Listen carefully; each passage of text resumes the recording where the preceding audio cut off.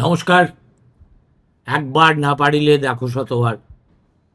ছেলেবেলায় পড়েছিলাম, জীবনে এরকম হেনস্থা খুব কমই হতে হয়েছে। একটা সাজিয়ে গুছিয়ে এপিসোড তৈরি করার পরে আপনারা কিছু শুনতেই পেলেন না, ফলে কিছুটা অপরাধ বোধ, কিছুটা কর্তব্যবোধ থেকে আবার আমি পুনর্নির্মাণের চেষ্টা করছি। যদিও প্রথমবার যতটা উৎসাহ এবং উদ্দীপনা নিয়ে বলেছিলাম এবং যত তথ্য একত্র সংকলিত করতে পেরেছিলাম, এবার তা পারবো কিনা আমি বলে উঠতে পারছি না। সে যাই হোক, আমি শুরু করেছিলাম ডাকাতির সঙ্গে আমাদের এই যে কালী পুজো তার অনুষঙ্গ নিয়ে। কালী পুজোর সঙ্গে আসলে ঐতিহ্যগত পরম্পরাগতভাবে দুটি নিষিদ্ধ জিনিসের সম্পর্ক আছে, একটা কারণ বাড়ি আর একটা ডাকাতি।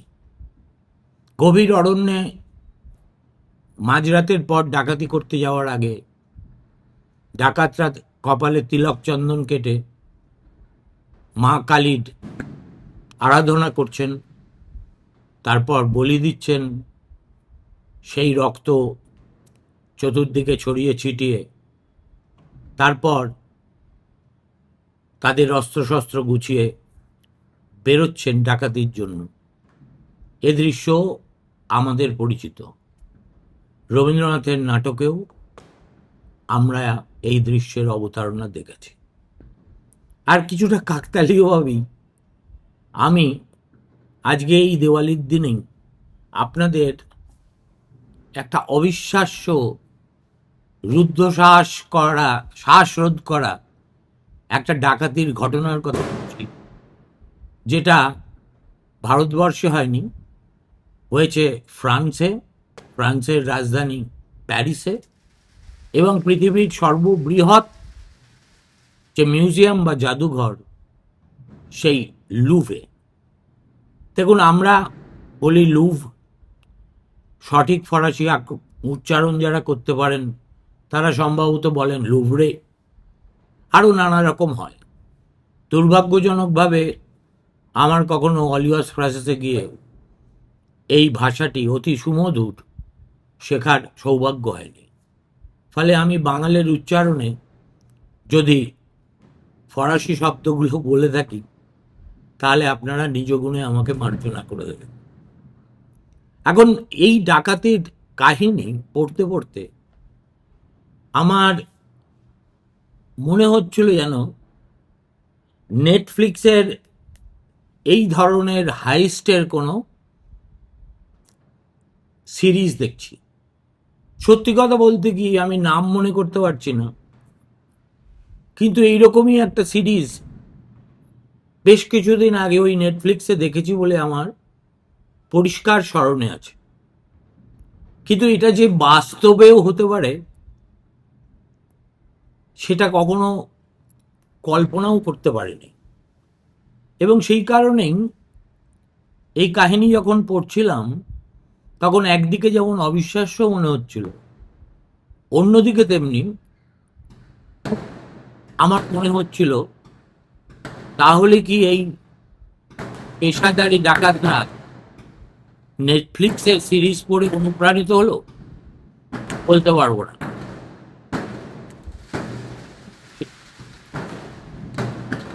বুঝতেই পারছেন চতুর্দিকে ঢক্কাটা, এই মাঝখানে কথা বলাটাই খুব কঠিন। আর বললে আপনারা কতটা শুনতে পাবেন আমি সেটাও বলতে পারি না। আসলে আমি যে মহল্লায় বাস করি সেখানে লোকজনের এত কাঁচা পয়সা যে আইন কানুনের তোয়াক্কা না করে তারা যা খুশি তাই করে দীপাবলির দিন। সে যাই হোক, কাহিনীতে ফিরে আসি। ঘটনাটি ঘটেছে এই রবিবার সকালবেলা। কল্পনা করুন এখন মাত্র 7 মিনিটে সকালবেলা যখন প্যারিসের আকাশে সূর্য একদম গনগন করে জ্বলছে, তখনই লুভে সংগঠিত হলো এই অবিশ্বাস্য বিদ্যুৎ গতির ডাকাতি। এখন লুভ খোলে জনসাধারণের জন্য সকাল 9টায়। ঠিক তার আধ ঘন্টা পরে 4 জনের একটা দল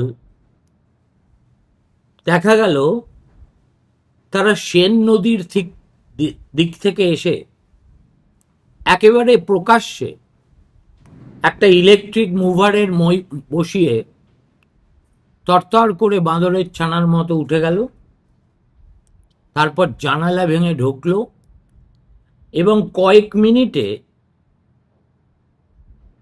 দুটো অতি উচ্চ মানের সুরক্ষিত বাক্সের ভিতর থেকে বহুমূল্য, বলতে গেলে অমূল্য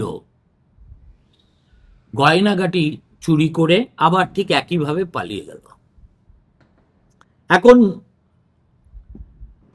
যেখান থেকে তারা এই কাজটা করেছে সেটা ফার্স্ট ফ্লোর, প্রথম তলা।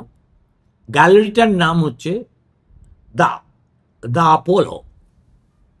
এখানে ফরাসি রাজমুকুট সহ অজস্র অমূল্য রাজরত্ন সম্ভারের প্রদর্শনী আছে। একবার ঘোরাফেরা করলে চোখ ঠিকরে যেতে বাধ্য। এখন তারা এসেছিল স্কুটারে চেপে, চলে গেছে স্কুটারে চেপে। সংখ্যায় ছিল 4 জন। একটা মই বেয়ে উঠেছে, নেমেছে, এই সব দৃশ্যই ধরা পড়েছে সিসিটিভিতে। কিন্তু চোরেরা এখনো পর্যন্ত ধরা পড়েনি। আদৌ পড়বে কিনা কেউ বলতে পারে না, কেননা এই ঘটনা দেখে যারা বিশেষজ্ঞ তারা বলছেন যে এমনটা হতেই পারে, যেটা যে শুধু কেতাদুরস্ত পেশাদার অভিজ্ঞ ডাকাতের কাজ তাই নয়, এদের দেখে বিদেশি মনে হচ্ছে। এবং এই যে এর পিছনে বিদেশি মদত থাকতে পারে, এই ষড়যন্ত্রের তত্ত্বটা ইতিমধ্যেই ফ্রান্সে বেশ জনপ্রিয় হয়ে উঠেছে। আপনারা সকলেই জানেন ফ্রান্সের সঙ্গে কোন কোন দেশের এই মুহূর্তে খুব বৈরিতার সম্পর্ক, কিন্তু তারাই যে এতে ইনভলভড এত চট করে সে কথা তো বলা যায় না। এবার কি চুরি হলো? চুরি হয়েছে রানী মেরি আমেলি ও রানী আর্তোসের নীলকান্তমণি হার, যাতে 8টি সাফায়ার এবং 631টি হিরে আছে। সম্রাজ্ঞী ইউজেনির টিয়েরা, নেপোলিয়নের তৃতীয় স্ত্রী, নেপোলিয়ন থার্ডের স্ত্রী, যাতে প্রায় 2000টি হীরকখণ্ড আছে। আরেকটা খুব মহার্ঘ বস্তু তারা চুরি করার চেষ্টা করেছিল, শেষ পর্যন্ত নিরাপত্তা রক্ষীরা এসে পড়ায় সেটা করে উঠতে পারে। সেটা হলো ওই থার্ড নেপোলিয়নের স্ত্রীর মাথার একটা মুকুট, যেটাতে আছে 1354টি হিরে এবং 56টি পান্না। সেটাই যদি তারা নিতে পারত, তাহলে মোটামুটি ওই গ্যালারির সবচেয়ে উল্লেখযোগ্য একটা অংশ কার্যত সাফা হয়ে যেত।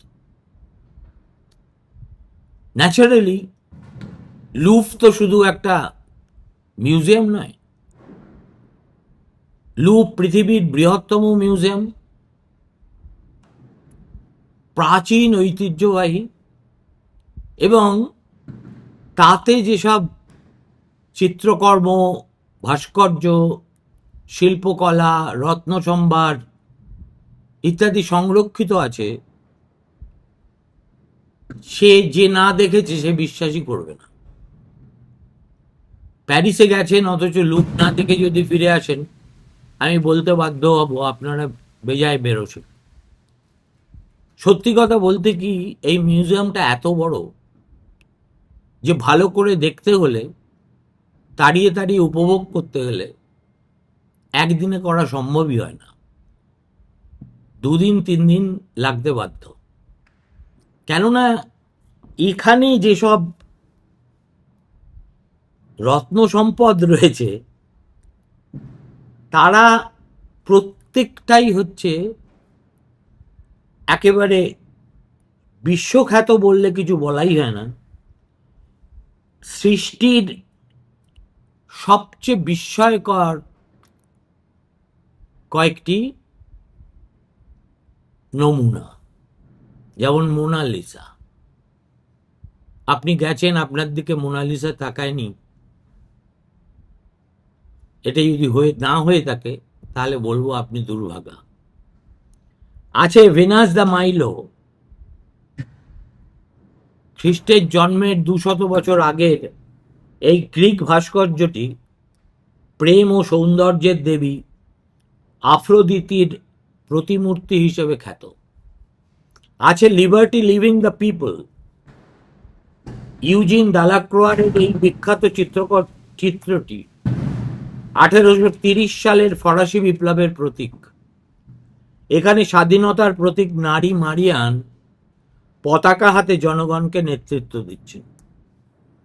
আছেন দ্য করোনেশন অব নেপোলিয়ন, ছবিটি আঁকা জাক লুই ডেভিডের, বিশাল ক্যানভাসে চিত্রিত, যেখানে দেখা যাচ্ছে নেপোলিয়ন নিজেই সম্রাট হিসেবে নিজেকে মুকুট পরাচ্ছেন।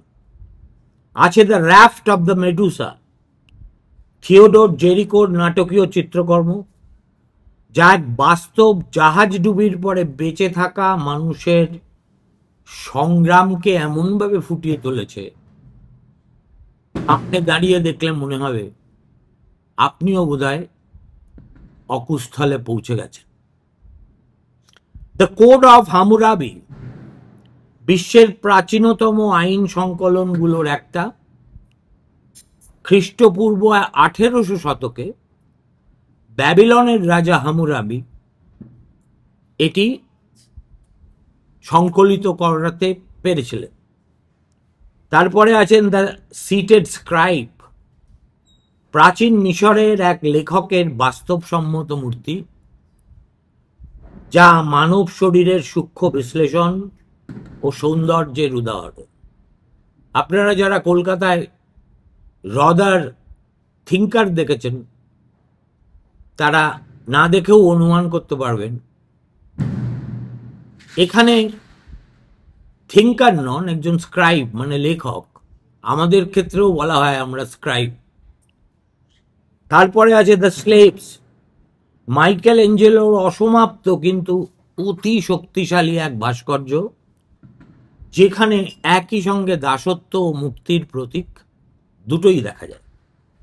আছে দ্য লামাসু, প্রাচীন অ্যাসিরীয় সভ্যতার রক্ষাকর্তা দেবতা, যার দেহটা ষাঁড়ের মতো, ডানাটা ঈগলের, অথচ মুখটা মানুষের, শক্তি এবং জ্ঞানের প্রতীক।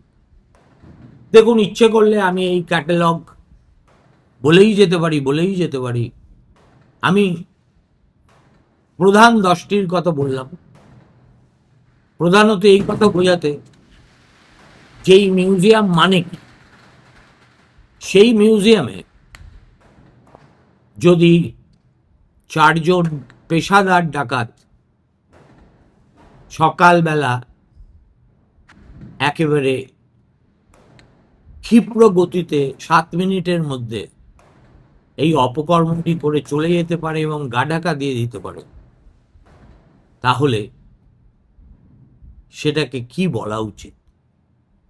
নিরাপত্তার ব্যর্থতা? ভারত হলে তো বলাই হতো যে ডাকাতদের সঙ্গে নিশ্চয়ই নিরাপত্তা রক্ষীদের একটা কন্নাইভেন্স আছে, কিন্তু ব্যাপারটা তা নয়। নিরাপত্তায় এখন চোর পাড়ালে বুদ্ধি সকলের বাড়ে, ফরাসিদেরও বাড়ে। দীর্ঘদিন ধরে লুভ কর্তৃপক্ষের কাছে এই নিরাপত্তা আঁটোসাঁটো করার একটা নতুন নকশা পড়েও আছে। সেটা রূপায়ণ করতে অনেক গড়িমসি হয়েছে। সম্প্রতি যিনি লুভের দায়িত্ব নিয়েছেন তিনি প্রকাশ্যে সেটা স্বীকার করে বলেছেন অবিলম্বে তা কার্যকর করা হবে। সেটা যদি কার্যকর করা হয় তাহলে মোনালিসা সঙ্গে আমাদের দেখা 2034-35 পর্যন্ত পিছিয়ে যাবে, লুভের প্রবেশদ্বার অন্যত্র হয়ে যাবে। আমি তার মধ্যে যাচ্ছি না। এখন প্রশ্ন হলো, এই ধরনের ঘটনার পরে মানুষ খুব আহত, উত্তেজিত, শোকার্ত বোধ করে। বিশেষ করে প্যারিসের মানুষ, যারা শিল্পের জন্য, সাহিত্যের জন্য হেন ত্যাগ নয় যা স্বীকার করতে পারেন না। আর তাদেরকে আশ্বস্ত করতে এখন প্রায় সবাই বলছেন, এমনকি ফরাসি প্রেসিডেন্ট ম্যাক্রোও দেখলাম এক্স হ্যান্ডেলে লিখেছেন যে এদেরকে নাকি অবিলম্বে ধরে ফেলা হবে এবং ওই চুরি যাওয়া রত্নগুলিও উদ্ধার করা হবে। তারপরে এদেরকে ফাঁসি কাটে তো চড়ানো যায় না, এদের যে প্রাপ্য শাস্তি তা দেওয়া হবে। এটা যে স্তোকবাক্য নয়, একথা বিশ্বাস করতে ফরাসি জনগণ এখনো প্রস্তুত নয়। কেননা অতীতের অভিজ্ঞতা থেকে দেখা গেছে অন্য কয়েকটা মিউজিয়ামে যেসব অমূল্য চিত্রকর্ম চুরি হয়েছিল তার মধ্যে একটাও ফেরত আসেনি। বরাত জোরে এই আমাদের এই লুভ থেকেই চুরি হওয়া আরেকটা কিংবদন্তি, আরেকজন কিংবদন্তি শিল্পীর ছবি চুরি গেছিল এবং সেটা চুরি করেছিল ইটালির একজন কাঁচ ব্যবসায়ী। 3 বছর পরে ইতালি থেকে সেটা আবার পুনরুদ্ধার করা সম্ভব হয়েছিল। এখন এই যে এইভাবে চুরি সম্ভব, সেটা সঙ্গে আপোষ মীমাংসা করতে প্যারিসবাসীর এবং ফরাসিদের অবশ্যই কিছুটা সময় লাগবে। এটা কি শতাব্দীর সেরা চুরি? আড়ে বহরে যে দক্ষতায়, যে কায়দায় চুরিটা হয়েছে, সেটা দেখে এমন একটা সিদ্ধান্তে উপনীত হওয়াটা হয়তো খুব ভুল হবে না। কিন্তু আমরা বলি এগুলো অমূল্য সম্পদ। অমূল্য তো বটেই, এত অমূল্য যে সেটা ভাষায় বর্ণনা করাই অসম্ভব। কিন্তু আসলে তো এগুলোরও মূল্য নির্ধারণ করা যায়। এই যে হাজার হাজার হিরে চুরি হয়ে গেল, তাদের এক একটা ক্যারেটের দাম 500 ইউরোর বেশি। সেদিক থেকে যদি আপনি যোগ বিয়োগ গুণভাগ করেন, দেখবেন আর্থিক ক্ষতির পরিমাণ খুব একটা বেশি না হলেও হতে পারে। কিন্তু আসল ক্ষতিটা ঐতিহ্যের, ঐতিহ্য রক্ষার। আমাদের মতো না, ফরাসিদের কাছে যেটা একটা জাতীয় গর্বের বস্তু, সেখানে যদি আঘাত লাগে তাহলে ফরাসিরা ছেড়ে কথা বলবে না। এ কথা ঠিক, যেগুলো যেভাবে চুরি হয়েছে সেইভাবেই এগুলোকে বিক্রি করা সম্ভব হবে না। কিন্তু সোনাগুলোকে আলাদা করে, রূপোগুলোকে আলাদা করে, অন্যান্য মণিমাণিক্যকে আলাদা করে বাজারে বিক্রি করলে কে জানে যেটা একদা থার্ড নেপোলিয়নের স্ত্রীর গলায় ঝুলে থাকতো। সুতরাং একটা আশা নিরাশা এই দোলাচলের মধ্যে এখন ফ্রান্সের মানুষ বাস করছে। গতকাল সকালে 9:30 নাগাদ এই ঘটনা ঘটার পরে আর কাল বিলম্ব না করে নিরাপত্তা রক্ষীরা লুভের দরজা বন্ধ করে দিয়েছেন। আজ সোমবারও বন্ধ আছে, আগামীকালও বন্ধ থাকবে কিনা আমি এখনই তা বলতে পারছি না। কিন্তু এই চোরেদের যদি ধরতে না পারে বা এই অমূল্য রতন যদি পুনরুদ্ধার করা সম্ভব না হয়, তাহলে এমনিতেই টলটলায়মান